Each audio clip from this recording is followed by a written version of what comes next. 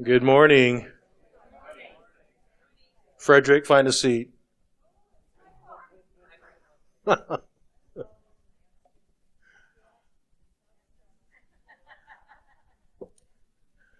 It's good you all sat in the back. I can just imagine there's all sorts of other people sitting in front that came to listen to me drone on about trees at the garden. So, good morning, everyone. Thank you for being here.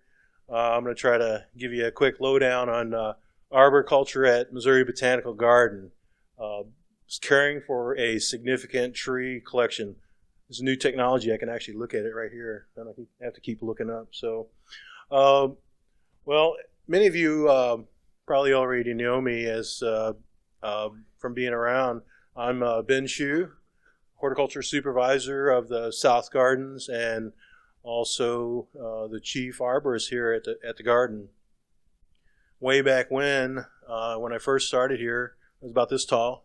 In 1982, I was actually the main person taking care of the trees at the time, and that involved mainly just pruning, removing dead wood and some removals at the time. So it was just me, and if any of you remember, my former supervisor at the time was Walt Barrett. So he and I were the two guys that went around and did a lot of the tree work at the garden. Since that time, the care of the trees has evolved into what is called what's more about an arboricultural program. Arboriculture, as defined by Merriam-Webster, I just looked that up today, as a matter of fact, is the cultivation, management, and study of trees and shrubs. So it's gotten a lot broader, and that umbrella of that science encompasses a lot of different things that we currently do at the Botanical Garden, and I'll detail that during this presentation to you. So some of the facets of the practice of arboriculture is planning, canopy management. It's important in managing our tree population here. Training of trees through pruning, fertilization, pest and pathogen control. Certainly, pruning large trees to mitigate any risks or develop structure is an important thing. Shaping, removal, and risk management. So those are some of the practices that fall under that broader umbrella of the term arboriculture. And that's what our program has evolved into in its current state. So, unfortunately, this is a little bit of a rather old slide, but it's still relevant in that it highlights the fact that our team of our tree team consists of staff from throughout the garden. They're all horticulturists that have areas of specific responsibility in the garden. Some of the current members. There's Dave Gunn. He's down in front. He's our lead arborist, takes care of managing the group and detailing some of and a lot of the training and detailing the work for a specific our Thursday tree day, which is designated for tree work at the garden. So people like James, he's at Kemper Center. There's Travis, he's our bulb person. Marissa, our rose person. There's Nathan. He's in charge of develop the stumpery and takes care of the grounds at the director's residence, at the president's residence. So the team is really consists of currently we have about 13 people on the tree team. Some of them are actually climbing arborists. We have right now we have somewhere between 4, 5, 6 climbing arborists on staff.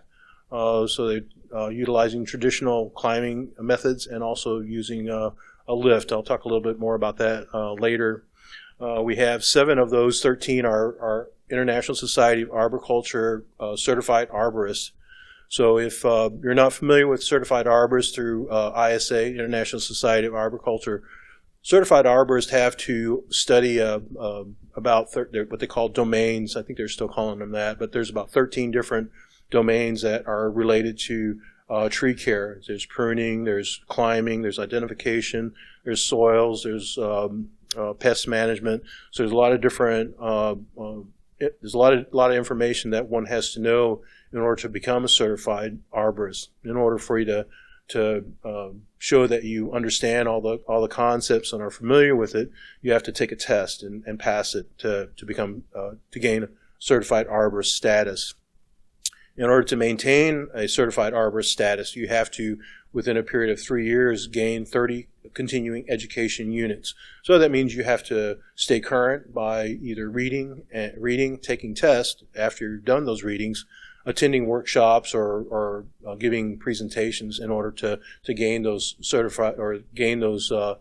continuing education units. So every 3 years, you have to have 30 units to continue your status as a certified arborist. So we know that the arborist, that if you're a certified arborist, you're keeping current. You know current technology, you know the current science that's going on with trees, and you're always looking further to gain additional information.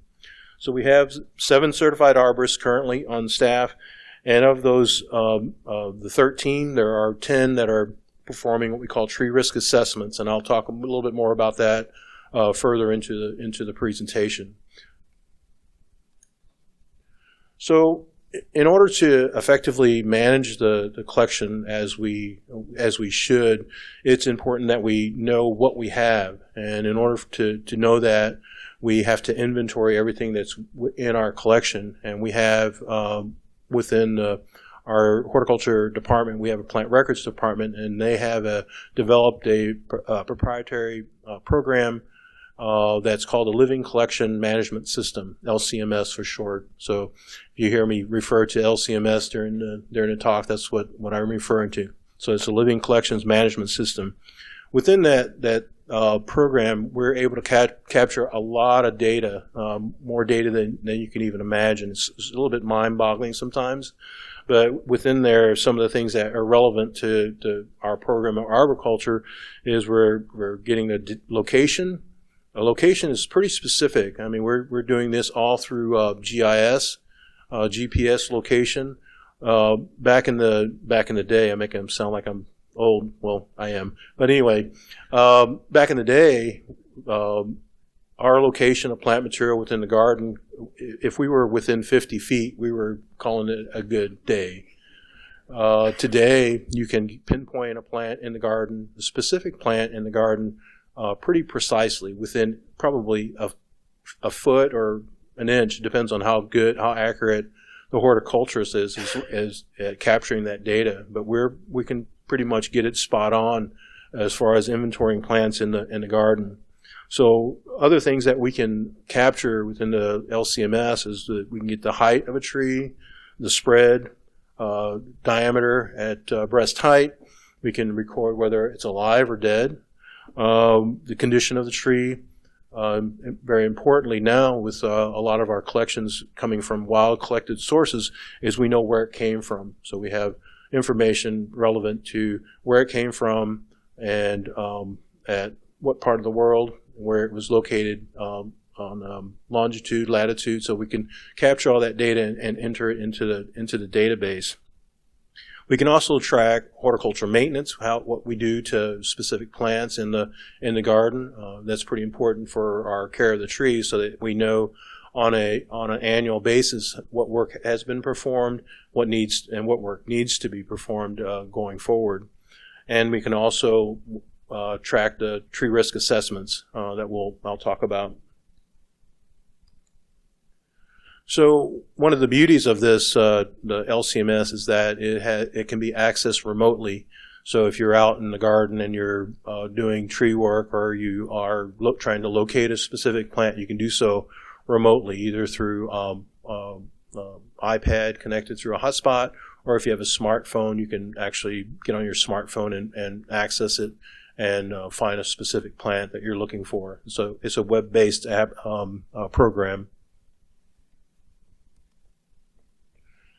So the key to a good program, a management program, is knowing what you have and what it actually exists within the garden. So this data changes pretty much regularly. I talk to our GIS specialists, and she told me that the data is actually incorrect at this time. There's actually 4,600 trees in the garden. So it's hard to imagine 4,600 trees in the garden campus. That's a lot of trees, but it takes into that count anything from small trees that might be only a foot tall to our tallest tree of 108 feet. But that's still a considerable number of trees to have within the collection. So through that data, we're able to figure out what we need to do and how we need to manage it.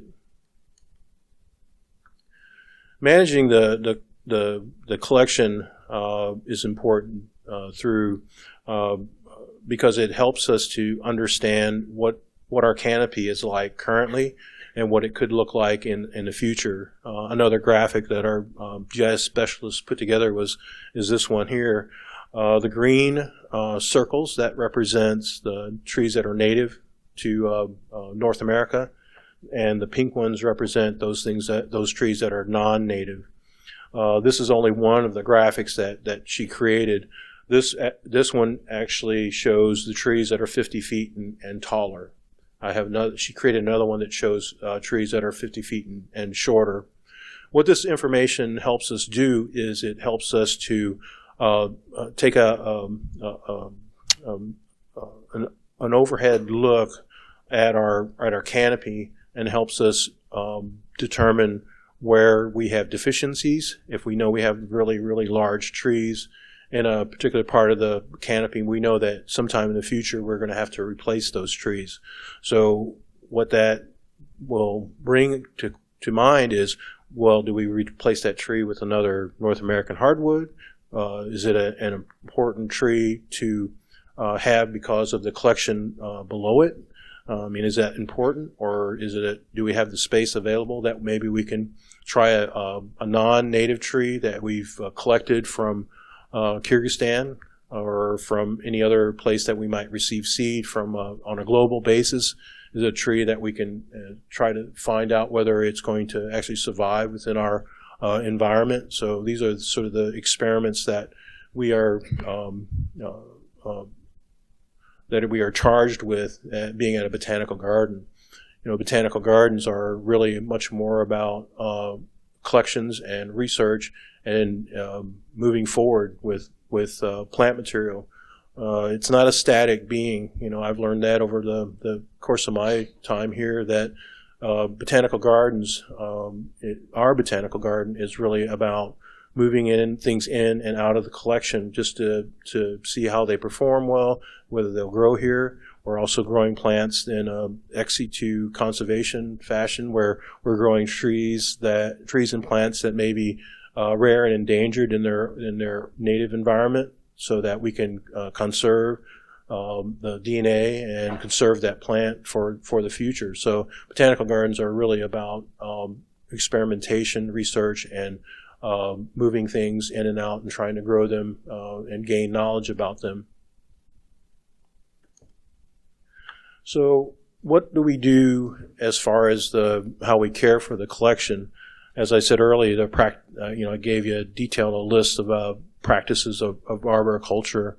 So some of the things that we do here, and as far as the arboriculture program here at the Botanical Garden, is first we do a lot of pruning. Certainly, that's an important aspect of managing the plants that you have here. Dave will actually, there's just now starting into what we call the tree season. So that ends up being beginning sometime in September, maybe earlier, if at all possible, and it goes through the winter into maybe March, April, depending on other priorities, maybe into May. So one day a week, Dave assembles his team and takes them out into the garden. They start pruning and trees for removal of dead wood, structuring, thinning canopies, things like that. So that's an important part of the tree, the program of arboriculture here. Also pruning. Pest control is certainly with any plants that you grow, there's always a potential of pests, either insect or disease, that you're going to have to deal with. Lightning protection system, I'll talk a little bit more about that. It's not a hugely common practice, but here at the garden it is, and I'll detail why it is for us here at the garden. Air spading, also again not a hugely common practice in commercial arboriculture, but because we are a botanical garden, we're going to try to set the standard so much higher for how we care for our trees, and tree risk assessments. So I'll talk a little bit about each of those aspects of our program here at the garden. One of the things that we do when we're, as I talk about our living collection management system and capturing data, one of the things that we have within that program is the ability to document everything that we do to plants in the garden, especially our trees. We're able to document when it was pruned, who pruned it, what was done. If it was removed from the collection, we can take that out of the database. If we added lightning protection, if we air spaded, or we did some kind of pest control, we can document all that information within the database so that we have a constant record of what happens within the garden and our collection. So pruning in the garden, we approach that in a couple of different ways. Primarily, right at this point in time, we're doing a lot of that in-house, especially the pruning aspect of it. So we're employing a traditional rope and saddle technique of accessing trees and working within the trees. And just recently, we acquired a lift. So this is that's certainly a game changer for us. It's called a Teupen lift. It's out of Germany, and it allows us to access some very narrow places and places that we were not able to access previously. So we're able to drive this machine into the mausoleum area through the two gates and perform work on any of the trees within the mausoleum area. Previously, that would have been the only way you could perform work on those trees was to access it by climbing it and working within the canopy in that fashion. This machine has about a 70-foot reach vertical, so you can get up at least that high, and it has about a 30-foot side reach as well. So we're able to perform considerable amount of work with this machine. And like I said, it's a game changer for us, because we had in the past rented a 60-foot lift from a rental company here in town, and we were only able to access trees if we stayed on the sidewalk. It was a huge machine. It's 35,000 pounds compared to this unit, which is 6,600 pounds, and it's a tracked unit, so that allows us to access trees that are growing within lawn areas. So it's certainly a useful piece of equipment for us. We still do employ and contract with outside contractors to do tree removals in the garden. This particular one was a pin oak. Many of you might be familiar with it. This is a pin oak that was sort of squeezed in there next to the temperate house and surrounded by rhododendrons and American hollies on all sides of it. Probably one of the larger pin oaks in the garden. So we had this is Hudson Tree Service out of Illinois, but they have a crane that they can use to pick large pieces of wood out and lift it over structures and or plantings underneath it to avoid creating too much damage to the underlying plant material and surrounding plant material. So we do use contractors for tree removals. One of them is especially for this purpose, and also one of the reasons that we still utilize contractors is its efficiency and also disposal of wood. Because we don't have the capacity to store all that wood at the garden, and then we would be faced with trying to dispose of it. So disposal of wood is an important consideration when we contract tree service into the garden. Pest control, a couple of the problems, I guess the prominent problems that we face here at the garden is Dutch elm disease and emerald ash borer. I'm sure people have heard that quite often. Probably haven't heard much about Dutch elm disease in the recent past. I know there's been this a lot of talk and activity that's revolves around emerald ash borers. So we are actually controlling those two, or treating to control those two problems that we have here in St. Louis. So this is the map of the elm trees on the garden. Currently, we have 26 trees that we're actively injecting to with a cocktail of insecticide and fungicide. This is done on a every third year basis, the material that we're currently using. 44 trees, ash trees that we're treating as well throughout the garden. This may actually be a little bit greater than what we currently have on grounds. We may have 2 or 3 less now. Sure. Ash trees? Ash. Right. Okay. Sorry. Right. Are they all being treated? They're all being treated. Because we don't know the level of resistance of all species of ash, we're going to not take any risk and just treat them all. Just as you have Dutch elm disease, American elm is the elm that has the lowest resistance to Dutch elm disease. All species of elms has a level of resistance to Dutch elm disease, American elms being the lowest. So in order to ensure that we don't have Dutch elm disease within the collection, we're treating all the elms, just as we're treating all the ash trees. Sure. I'm interested in this. So, okay, so we have 44 of those trees on the property here. I'm just curious, do you know when they cut down all of those trees over at Arbor Park on Magnolia? Is that why they cut those down? Is that the help they have? Well, if it was within Targa Park, I kind of doubt if it was because they were all ash trees. If it was the city of St. Louis, potentially, yes. But as far as Tiger Park is concerned, I think they're treating ash trees as well within the. But it was on the Magnolia Street side.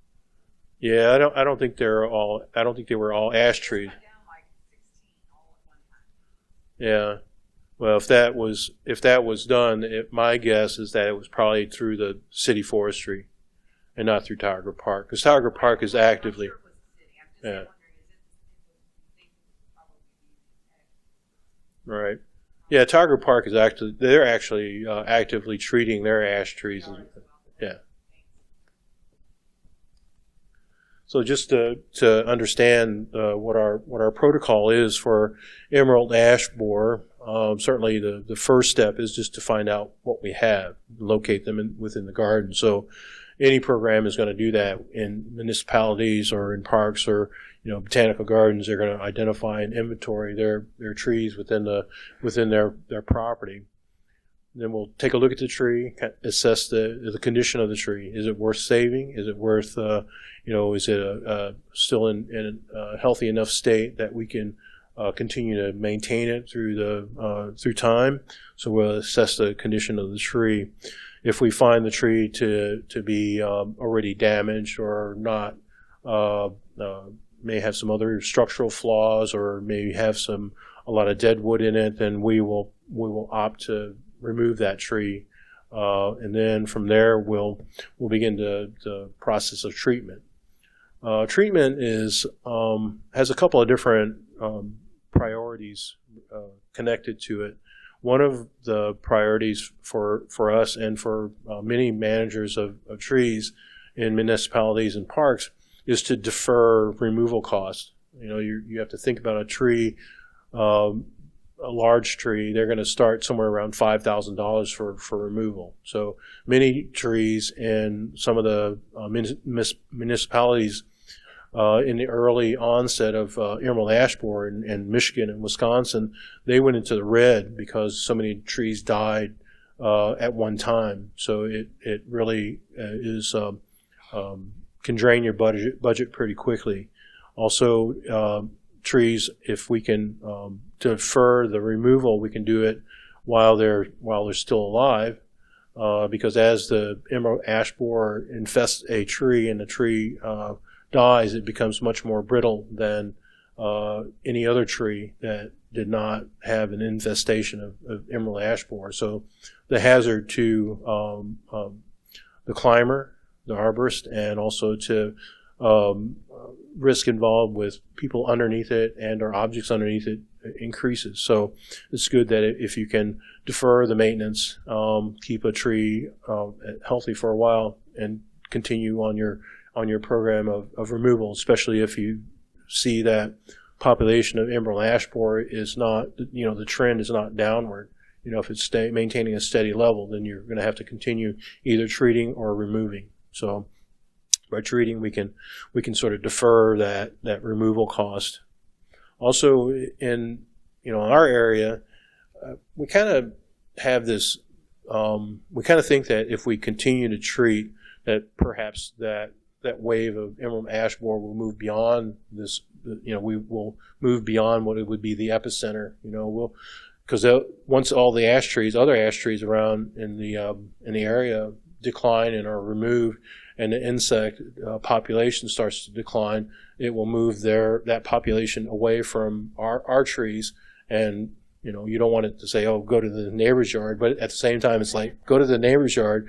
So we're hoping that by treating, we'll be able to stave off or keep our trees alive and healthy until the population of emerald ash borers start to decline. So take a couple different looks at it's two different perspectives on the treatment protocols and how we manage that here at the garden.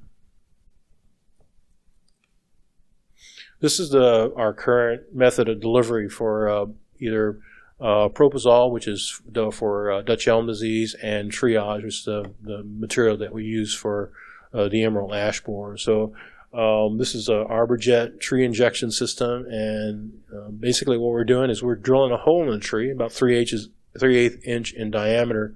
It goes in about 2 inches, and then we're putting a plug in the hole that's created. That plug has a little bit of a diaphragm on it, and we'll inject the end of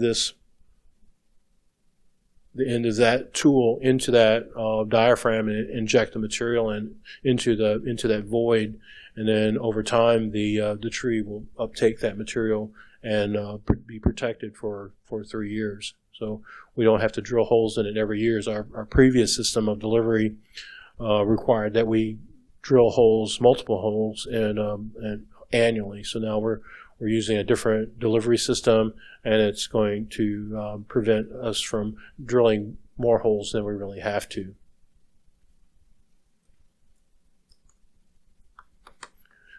Lightning protection system. This is again not the most common practice around, because most people don't think that they'll need to put a lightning protection system in their tree until their tree gets struck, and they say, well, I probably should have did that. But there's a lot of determining factors for homeowners to actually do that. Like I said, it's not not the most common practice around, and not many people are really going to go out there and say, I want to put a lightning rod in my tree. But given the trees that we have here at the garden, it was important. We decided it was important for us to install lightning protection systems in our tree because of the value that we associate with the trees within the collection. Currently, the number of systems stands at 93. So we have 93 trees that are lightning protected in the garden.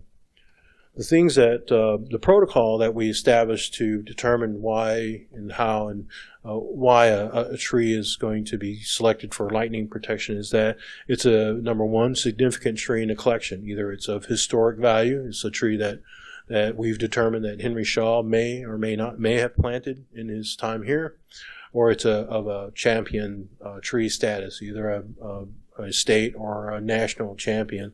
Those are the trees that we designate for lightning protection. Also, it would be a tree that we would consider the tallest, maybe the biggest or the best of the trees in the collection, or it's just a tree that for that particular species is the best example of that tree. And we happen to have it here at the Botanical Garden. So we're going to take the time and spend the money to put lightning protection into the tree. And also, one of the things that we considered was proximity to important structures. We do have historic buildings here, and if any of you have ever witnessed a tree being blown apart by lightning, it's pretty frightening. It can send shrapnel, wood shrapnel, probably 70, 80 feet from the tree and after a strike. So it can certainly damage structures, and there could be collateral damage as a result of a lightning strike. So this lightning system that we install is attached to the tree. Many of you have probably seen that. A picture of it here, I think. Oh, that's just a sign, but it's a copper cable, and it's attached to the tree with fasteners. And over time, those fasteners the tree will continue to grow, and over time, the tree will engulf the fastener, and we have to, on a regular basis, sometime every year, go out and take a look at the lightning systems to ensure that the fasteners haven't been engulfed by tree trunks. And if that is the case, then we have to either remove them completely and install another fastener, or if it's not quite so deep, then we'll take a pair of pliers and back them off a little bit so that there's more space allowed for the tree to continue its expansion of trunk material. So we're still, even though we have them in place, it's not something that we can just put in and ignore. It's something that we have to look at on a regular basis to ensure the fasteners aren't becoming engulfed, make sure the conductor, the cable, is not being compromised either by, maybe mechanically damaged by something hitting it, or if as the tree grows, it stretches the conductor and may snap it in place or detach it from a union. So we have to constantly inspect the systems to ensure that they're still sound. Yes? Can you tell if the tree has, is one of the lightning rods has yet? The only way that you can really tell is if you install a fuse along the conductor. So you'd have to actually attach wire a fuse to the conductor, and examine that after a lightning storm to see whether or not the fuse has actually been tripped. But otherwise, you wouldn't be able to tell. You could tell, if the fastener and conductor were engulfed by the tree, and then the tree was struck by lightning, it could blow that part of the tree out. So that's why we want to ensure that those objects there's distance between the trunk and those objects. So. Okay.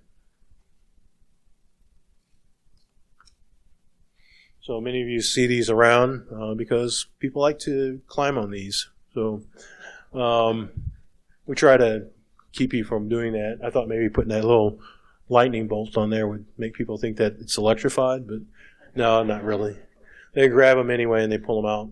So we try to prevent people from grabbing those so they don't get pulled out of the tree. Happens more often than not. Air spading. This is one of the practices that we employ here at the garden. And we have some significant trees around that we think may be showing a little bit decline. One of the factors that we are theorizing is that perhaps they're getting a little bit too much compaction underneath the canopies. So in order to ease that, we go in with a air compressor and high power. High pressure air is shot through this gun and it disrupts the soil to about a depth of about 10, 12 inches. So we can actually, what they call, till the soil underneath it. So this is one of the trees that has begun to show some decline and was air spaded. As you can see in this photograph, there's turf underneath this tree, and this is Cohen Amphitheater. You can see the stage in the background. So this is what it looks like during the music festivals. where you have a lot of guests that are on the turf or underneath that tree. So, if we think compaction could be a contributing factor to why this tree is declining, we decided that we're going to air spade underneath it and cordon it off so that people can't sit underneath there. Most people have been really respectful. I think all people have been pretty respectful of that and not getting up underneath there and compacting the soil. So what happens is that after this area under the tree and out to the limit of its canopy, out to the drip line is air spaded, a layer of compost was applied over the top, and then air spade, then the area underneath was air spade once more, and then it was mulched with wood mulch over the top of it, and then watered heavily to settle everything back in and provide moisture to the tree after having that root disruption in that upper layer. So it's not. We're hoping that this tree will recover. It seems to have improved a little bit, but only time will tell. So it's just a matter of time. And we've done that to several other trees around the garden. Cork tree by the mausoleum of Victory of Science over Ignorance, and also the Shumard oak by the museum building on the south corner of it, southwest corner of the museum building. We air spade underneath as well. So. I think we did overcup oak on the east parking lot also.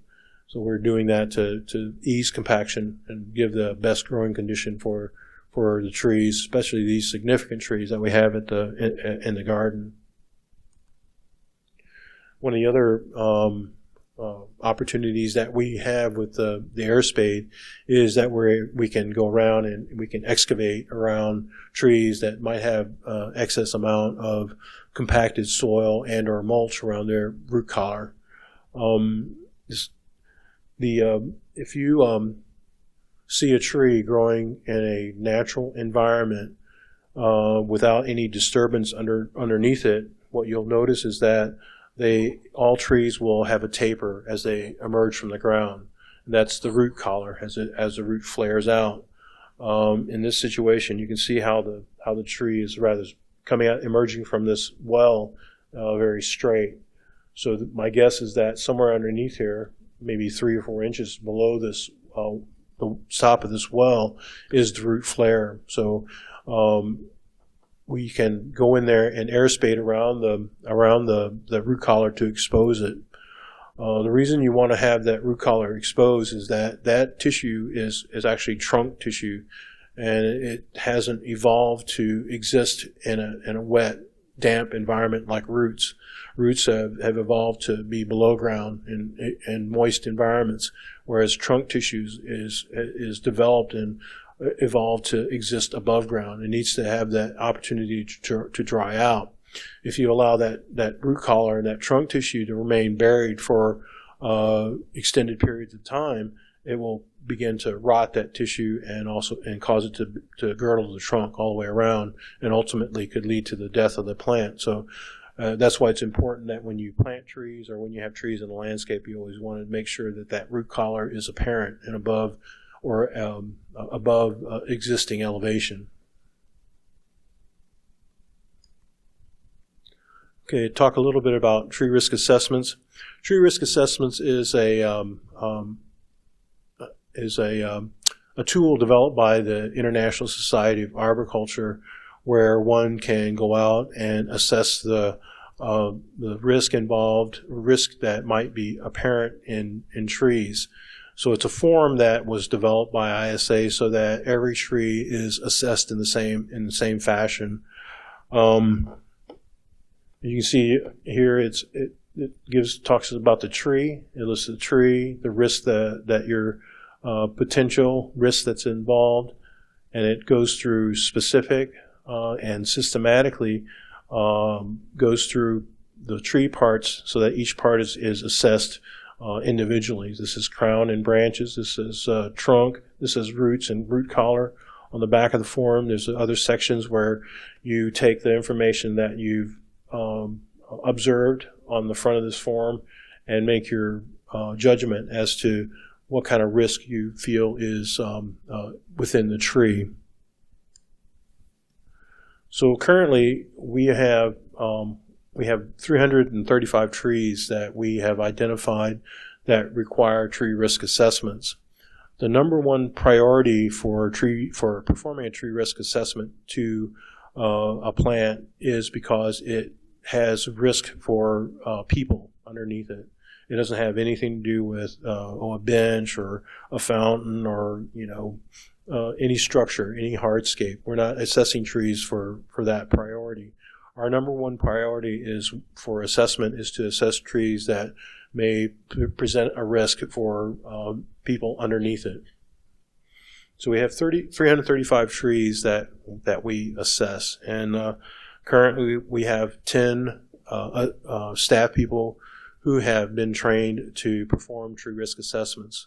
They'll go out, they've given a list of trees, they come back with their completed forms. I review each one of them, and from their observations I make the work list and prioritize work, and I give those to Dave and say, hey, we should do these trees first so that we can mitigate any risk that is observed in a tree, so that we can ensure that the safety of our guests, our staff, of our visitors in the garden. So just a few fun facts that I'm going to end this with is talk about some of the trees, the historic trees that we have in the garden. So what we did probably about 10 years ago, we were tasked with trying to determine which trees were planted during Henry Shaw's time. So through archival records and images, we were able to we put together a list of trees in the garden that we assumed may have been planted by Henry Shaw. And in order to date these trees, what we did was perform what's called an incremental bore of these trees. So this is a device that you will actually drill into the tree. It's only about less than a core. It's about 3/8 of an inch in diameter that you core into the tree. You turn it into the tree, and then within that coring device is a metal slide that is extracted, and from that metal slide will come a core of the tree from the outside of the tree to the center of the tree. So if you have an opportunity, this exhibit is at Kemper Center, and you can see on these wooden blocks is the core that we extracted. These were actually sent off to University of Missouri to their dendrology department. And what they would do is they would mount them to these blocks of wood and sand them down and then finish them. They put like a clear finish over the top of them. What that does is it causes each individual ring to become more distinct, and it allows them to count each one of them more accurately. So I'm going to go back to this last slide. So what you can see is the number of trees that we've determined just through increment boring may have been planted during Henry Shaw's time. So these are taxodiums down in the maintenance complex. Here's a trash dumpster right about here. So these taxodiums we think are from Henry Shaw's time. The Osage orange, certainly because we know from records that they were planted along the avenue from Van Deventer to Tower Grove House. We know this taxodium is historic based on some archival information that we had. Ginkgo by the Herring House is also dated to the very end of Henry Shaw's life. And then, of course, the sassafras, which were seen on property as during Henry Shaw's time, thus Tower Grove House. And one of the trees that was very, very surprising to this is this Nyssa sylvatica, this black gum in the Japanese garden. Given the diameter of this tree, we would have never suspected that this tree was as old as it is. But Ann Case came up and said, you ought to core that tree, because for some reason she had some information that that made her know that this was one of the historic trees. So we did core that tree, and found it to be from 1885. So it was a bit of a surprise to us. Okay. And we always like to learn about champion trees. Unfortunately, 2 of them have been superseded. They've been removed from the champion tree list because there are other ones that are much larger, have more points than the ones that we have on ground. So this is a former state champion. This is sugarberry and a bus turnaround. Soapberry down here next to the Lehman Rose Garden. These 2 are still on the list as state. This Ilex decidua is still state champion, and I believe this Tilia is still a national champion. So, if you always proud to have champion trees on the garden grounds. Okay, so thank you all.